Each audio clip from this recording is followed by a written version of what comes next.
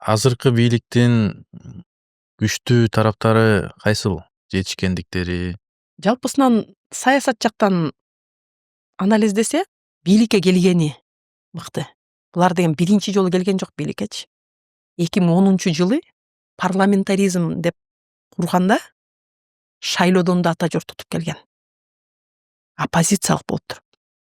Коалицияны формировать этип, Садыр Нуркожоевич именно судебный реформанын комитетинин чоңу болуп, Келдибеков, по-моему, Минфин болду эле. Короче, булар ошол кезде дагы парламенттик мамлекетте кийин кимиси бирөөсү Текебаевдинби бирөөнүн бир түз ушундай болгон бир подкастында эмесинде ал айтып бергенде ошо биз жакшы эле парламенттик өлкө куруп келатканбыз, но ата журт утуп келген үчүн ата журт менен эле күрөшүп атып парламентаризмдин баягы биздин өзүбүздүн идеяларыбызды тиягын чектеп бир топ эмет салганбыз дечи, баягы Бабанов келгенде да аны кетиришип ушундай бир саясий бир оюндарды айтып атчу.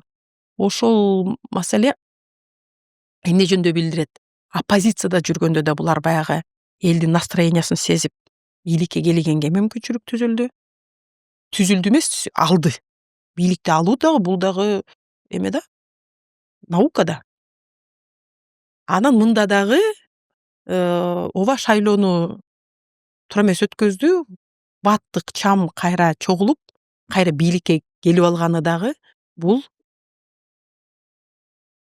жана биз дей беребиз го, жана майга жетпеген майды сасык дейт болгон бизбиз да.